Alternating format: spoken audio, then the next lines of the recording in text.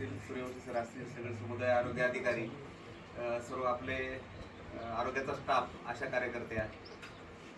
तर इथे येऊन एक चांगली गोष्ट इथं सुरू होते.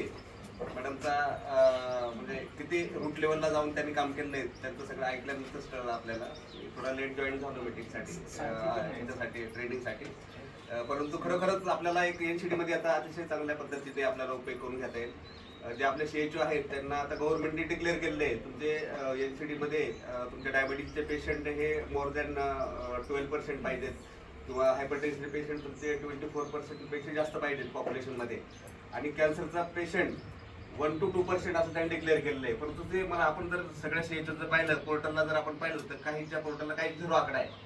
तर मॅडमचं थोडंसं सजेशन घेतलं इथं की त्याप्रमाणे आपल्याला ग्रेडेशन केलेलं आहे त्यांनी, white patch, red patch, blue red patch, yellow patch आणि ग्रीन पॅच असे जे पॅचेस त्यांनी केलेले. त्याप्रमाणे जर डेंजर झोनमध्ये रेड पॅचमध्ये जाण्याच्या अगोदर आपल्याला काही जर त्याच्यामध्ये पेशंटचं आपल्याला डायग्नोज करता आलं किंवा आपल्याला माहिती मिळली तर त्याच्याबद्दल नक्कीच आपण त्याला मृत्यूपासून म्हणण्याला काही हरकत नाही, वाचवू शकू. तर अतिशय चांगल्या पद्धतीचं यांनी लेक्चर घेतलंय. प्रोग्राम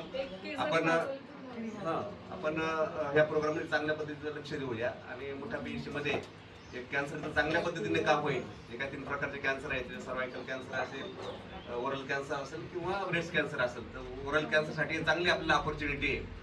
आता RS लेवलला पण त्यांनी डेंटिस्ट ठेवलेले आहेत, पण ते त्या पद्धतीने पाहिलं फक्त ओपडी पाहतात आणि जातात, त्याच्यामध्ये कुठल्याही प्रकारचा आउटपुट किंवा आउटकम निघत नाही आपल्याला.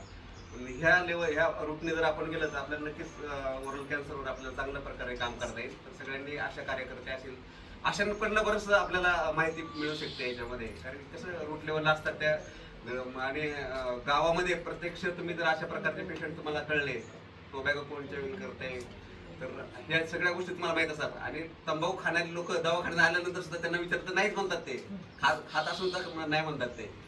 म्हणजे मॅक्झिमम 90% तरी लोक असे आहेत, 10% लोक फक्त कबूल होतील, बाकीचे कोणी कबूल होणार नाही.